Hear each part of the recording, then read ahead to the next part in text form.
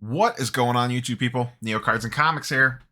Was gonna do gem rate data today, but he's still working on it. Got a sneak peek at it. We're gonna hold off and do that on Saturday. So Saturday video this week. But PSA come out with a little bit more news. Two different pieces to talk about here. One is a new partnership, and initially I wasn't gonna do a video on this, and then I thought about it, and I said this is probably at least worth talking about a little bit. So two PSA news related items. The first one is the bigger one. PSA is teaming up with Whatnot. And, I'm not a Whatnot guy at all. I checked it out a while ago, probably about a year ago at this time, just to kind of do my due diligence on it. So I kind of understood how the platform worked and everything, because it's clear they're going to be a dominant force in both this hobby, sports cards, and even in the comic book space. Along with a few others. So I kind of wanted to just get a feel for how things worked. The live selling experience, at least from a buying perspective, is just not for me. I don't really have that sort of time on my hands to sit and watch a live stream of something and hope the card that I want comes up. And it's big for breaking, and I don't buy in the breaks ever. So that kind of takes things out of the old woodwork. But regardless, you are talking about two of the major players in the collectible space teaming up. When you're looking at PSA for grading and Whatnot, whether you like them or not, they are a major player in the industry at this point.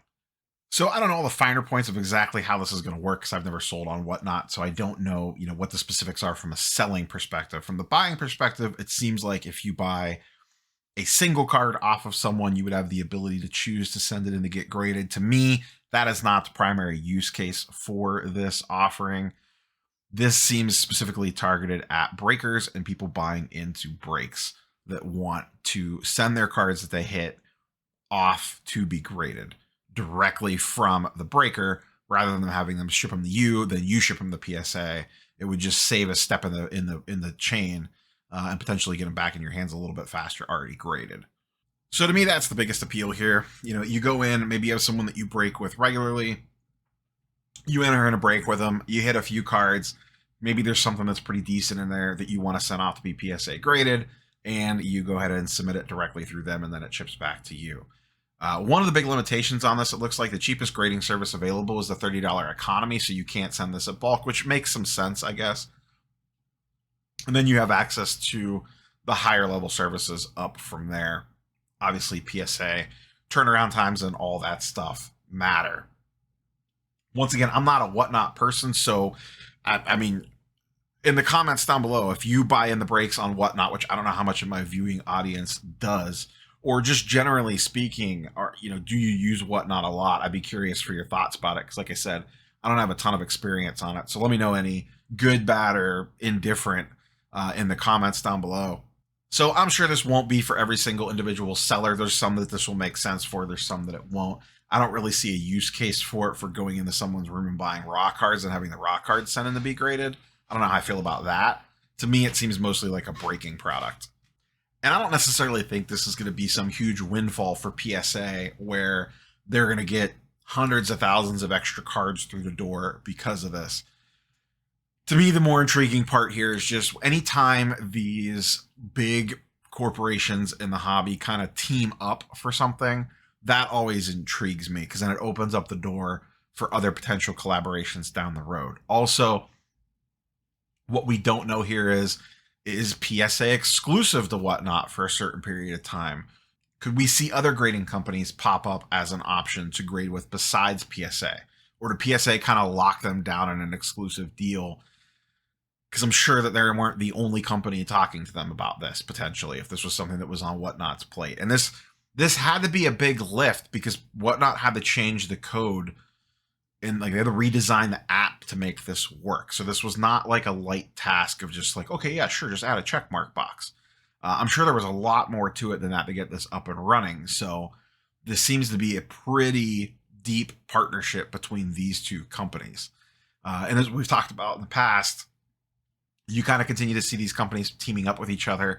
I don't know if it's just because it makes good strategic sense, as the market shrinks team up with individuals. You're now buying into like PSA and whatnot are both going to, share marketing on this essentially. So PSA is going to get benefit because they get the double dip on whatnot's marketing reach and vice versa. Now, I don't know where the Venn diagram there crosses of people that are on whatnot that have not heard of PSA, but it could potentially bring them a couple new customers. I don't know. Once again, I don't know how much actual volume they're going to get from this, but it's something that looks really good on paper. And for a breaker, it would be a way to, same thing, that space is going to continue to get more competitive in regards to how many of those breakers can actually survive as the market continues to downtrend.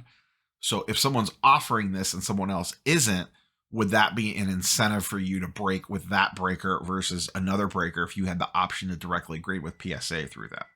I don't know. The other side, interesting aspect of all this will be to see what sort of random nonsense and shenanigans pop up out of this. I'm sure there will be an issue somewhere that I am not seeing at the moment. I don't know what that issue will be. I don't know what that issue will look like, but I am sure something nonsensical will come out of all this.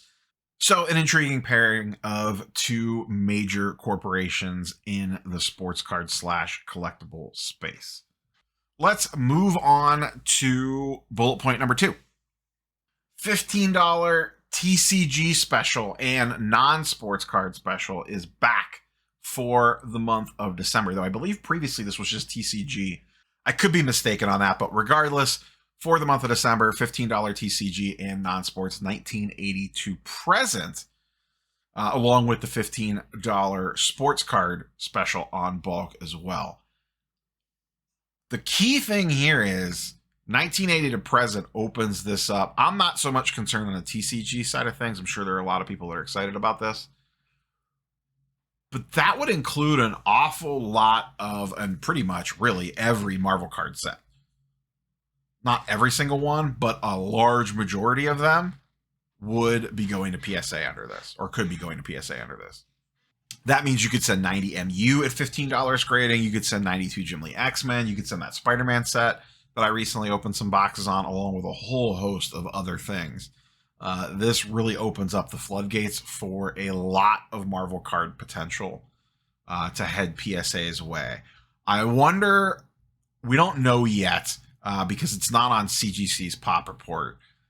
I would be very curious to see how much CGC has taken away in Marvel grading business from the other companies. I can't even really speculate at this point because I have no idea. But once we get that population report data, hopefully sometime in December, they get their Marvel pop report up and running. And then we will have a general idea of how much stuff has been graded in the couple months that they've been accepting Marvel submissions. And it will be very curious to see how much of an impact they have had on PSA, because you could grade with them pretty cheap at I think I'm spending $13.50 a card with the membership, $15 a card without at CGC. So now PSA is matching that price, and once again, declared value things come into play. But a lot of the Marvel card stuff that people are sending in aren't, you could probably be okay with the $200 declared value limit there. So very, very intriguing time. So that's, like I said, that's the other thing that rolled out. So PSA is basically $15 to grade across the board for December on the low end anyway. And then I assume their prices will basically stay the same throughout the rest of the month. We'll see if any of the other grading companies shake up anything. And then we'll dig into the full gem rate numbers in tomorrow's video and see how things shake out. It'll be kind of a weird month because everyone lost the day of Thanksgiving. And this was kind of like the price change shake-up month as everyone went through. Some people went through multiple price changes in the month of November. So that is all I have for you guys and girls today. We will catch you on the next one. Peace.